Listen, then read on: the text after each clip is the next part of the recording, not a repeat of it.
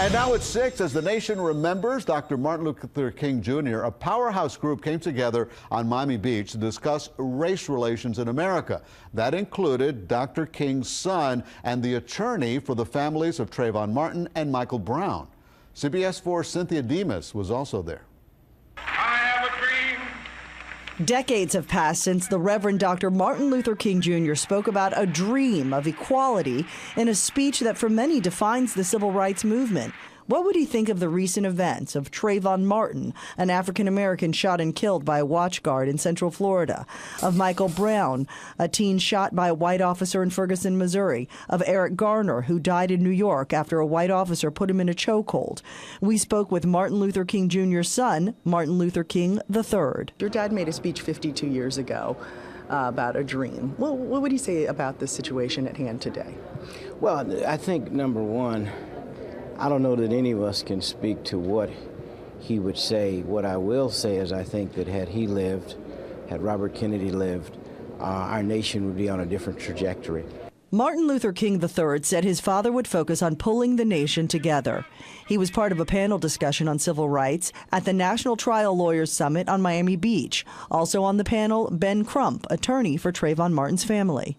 I think this is certainly the start of the conversation. We've come a long way, and we have a long way to go. They're trying to improve the system.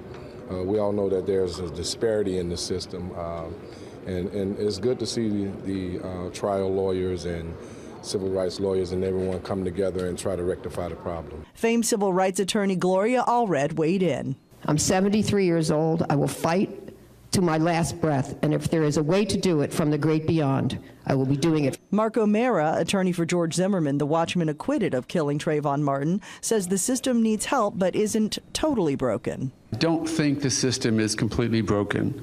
I really don't. I still think it's the best system that we have and that ever has existed in the world. A recent report shows 17% of people polled in 2014 say race relations are good or great, compared to 34% the year before. Are we going backwards? You know, I don't want to acknowledge or embrace the fact that we may be going backward. I think we are just making small progress. We've got a long way to go. Martin Luther King III says all communities need to focus on teaching compassion, diversity, understanding different cultures and races, and implement this from kindergarten to high school in order to raise people with a better understanding of how to treat people. And overall, this group did agree that 2014 was not a good year for race relations, but they all say they are optimistic that things will now move forward in the right direction. On Miami Beach, I'm Cynthia Demas, CBS 4 News.